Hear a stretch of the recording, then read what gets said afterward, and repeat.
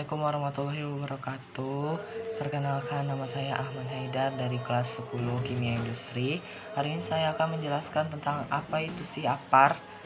Nah, APAR itu merupakan alat pemadam api ringan untuk kebakaran yang kecil di industri ataupun dimanapun. APAR adalah alat yang digunakan untuk memadamkan api atau mengendalikan kebakaran kecil. Alat pemadam api ringan ini atau APAR pada umumnya berbentuk tabung yang diisikan dengan bahan pemadam api yang bertekanan tinggi seperti busa foam atau tepung kimia. Jenis APAR itu dibedakan per kelas. Untuk kelas A adalah APAR yang menggunakan jenis cairan atau air. Untuk jenis-jenis yang lainnya ada seperti jenis busa atau foam, jenis APAR jenis tepung kimia atau dry powder.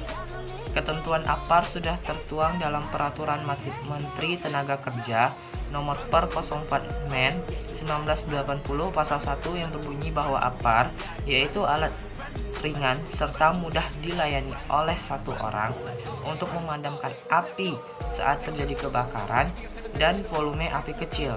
Persyaratan APAR ada beberapa ya. Yang pertama itu dapat dioperasikan oleh satu orang. Nah, penggunaan APAR yang mudah ini bisa dioperasikan hanya dengan satu orang, jadi tidak perlu menggunakan banyak tenaga manusia. 2. Diletakkan di tempat yang mudah dilihat orang dan dijangkau oleh orang. Pada saat terjadinya kebakaran, APAR harus dilihat dengan mudah agar tidak merambatnya api saat sedang mencari APAR. Yang ketiga, ada jarak jangkauan tabung APAR dengan tabung APAR yang lainnya itu sekitar 15 meter. Tinggi maksimum APAR dari lantai yaitu sekitar 125 cm. Nah, berikutnya ada bagian-bagian apa saja dari APAR. Nah, yang pertama itu adalah tabung. Yang kedua itu adalah valve atau membuka dan menutup aliran isi. Nah, yang ketiga itu ada handle atau pegangan untuk memegang APAR. Nah, yang keempat itu ada pressure atau ini untuk digunakan untuk menunjukkan tekanan N2 di dalam tabung. Yang kelima ada hose, yang keenam ada nozzle untuk mengarahkan pegangan pada sumber api. Yang ketujuh ada sabuk tabung, yaitu digunakan untuk mengarahkan media pada saat terjadinya sumber api. Yang kedelapan ada pin pengaman. Nah, pin pengaman ini digunakan untuk mengamankan tabung agar tidak gampang dimainkan. Yang kesembilan ada bracket atau gantungan APAR. Nah, bracket ini ya berfungsi untuk digantungkan ke dinding sehingga bisa mudah saat mencarinya ketika terjadinya sumber api. Nah, berikut ini ada keterangan cara penggunaan APAR. Yang pertama itu ada di pull atau ditarik. Menarik pin pengaman handle hingga putus atau terlepas. Ya kan? Jadi kita menarik pegangan handle hingga putus dan terlepas, barulah isi di dalam tabung tersebut baru keluar. Nah, yang kedua itu ada aim. Aim ini apa? Aim ini yaitu mengarahkan nozzle atau hose ke arah pusat api. Nah, kita mengarahkan nozzle atau hose ini ke arah pusat api dengan satu arah, seperti saat sedang menyiram tanaman. Yang ketiga itu ada squeeze, yaitu dengan menekan handle untuk mengeluarkan dan menyemprotkan isi tabung. Nah, pada bagian squeeze ini kita menekan handle agar isi atau busa yang ada di dalam tabung tersebut keluar sehingga bisa memadamkan api.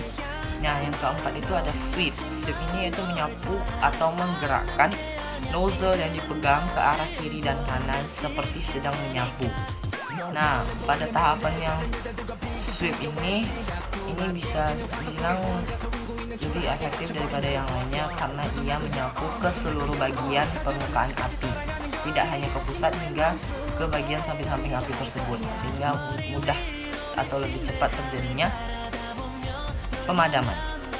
Nah, kita juga harus tahu, setelah kita tahu beberapa bagian APAR, fungsi yang lainnya, kita juga harus tahu bagaimana sih cara perawatan APAR, yaitu yang pertama adalah melakukan pengecekan kebocoran pada tabung. Hal ini agar tidak terjadinya kebocoran pada tabung, apalagi kalau sudah saat dalam kondisi yang darurat. Nah, yang kedua itu ada cek segel di tabung cat right. Yang ketiga, membersihkan tabung dari debu, air, dan korosi agar tidak berkarat dan tidak kotor. Yang keempat, bolak-balik tabung untuk menghindari pembekuan. Mungkin saat tidak terjadi kebakaran, apar akan disimpan atau diletakkan di tempatnya. Nah, hal ini bisa menyebabkan pembekuan isi dalam tabung atau busa foam. Nah, hal ini mungkin akan sangat beresiko saat terjadinya sumber api, ya kan? Karena kita bersikukuh dengan waktu agar api tersebut tidak membesar. Nah, hal ini dilakukan agar isi di dalam tabung tersebut tidak membeku. Nah, yang keempat, hindari kontak langsung dengan matahari. Sama seperti apar atau barang-barang yang lainnya, apar dilarang untuk berkontak langsung dengan matahari. Baik, setelah mengetahui tentang beberapa penjelasan singkat tentang apar, berikut ini saya akan menampilkan sebuah video di mana itu sebuah praktikum atau praktek tentang pemadaman api yang bisa atau bahannya bisa ditemukan di rumah.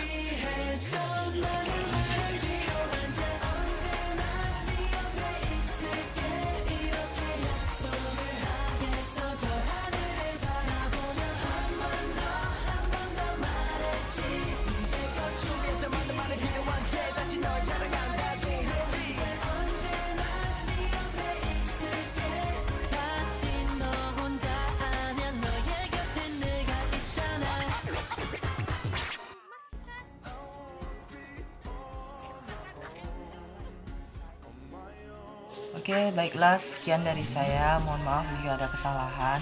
Assalamualaikum warahmatullahi wabarakatuh.